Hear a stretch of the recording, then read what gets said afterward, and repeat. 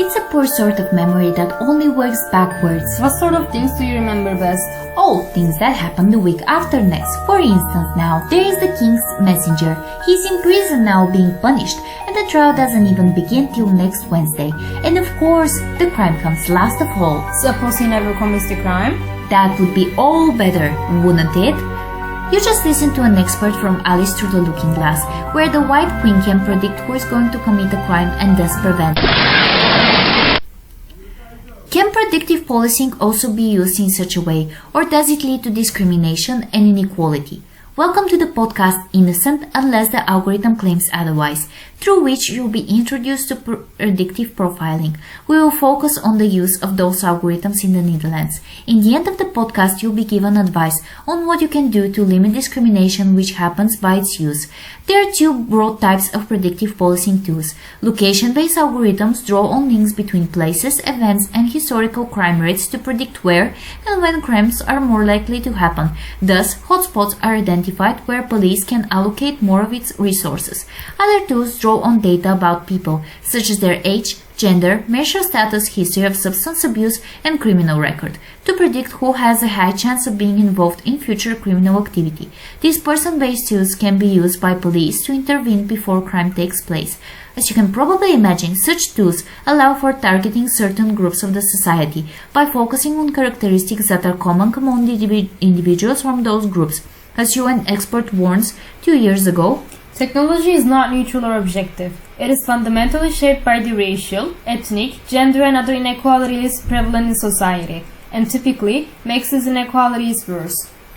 In a paper on ethnic profiling from 2011, two professors from Leiden University argued that characteristics such as skin color, ethnicity, nationality, and religion are decisive factors when it comes to which individuals would be stopped by authorities for a check. There has been a significant increase of this so-called fear of the other since the events of 9/11 and the increase of immigrants. Algorithms, therefore, are used in a way which makes identification of potential crime perpetrator not directly based on ethnicity, but it uses this characteristic as a factor.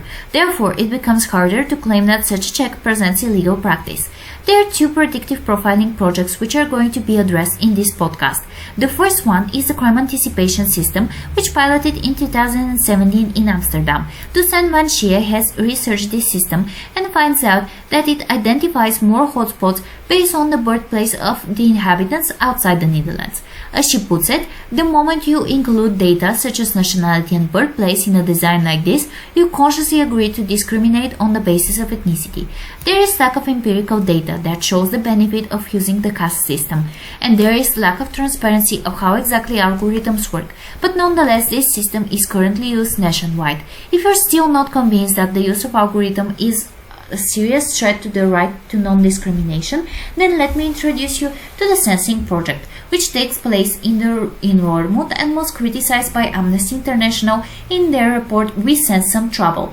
The police there was engaging in allegedly mass surveillance by tracking all the cars that were passing through Roermond daily. Algorithms were developed so that cars, which are likely to be used by mobile bandits, meaning people who come from other countries for a short period of time to engage in pickpocketing activities, are identified. The police allegedly even admitted that it is targeting the Roma minority and that they are expecting that those pickpocketers to come with a rented car from Germany or Belgium and would be at least 4 individuals in each vehicle, using it to reach the shopping center. Once certain characteristics were accumulated, a high-risk profile was detected. An alerted police officer had a choice whether to pursue a check.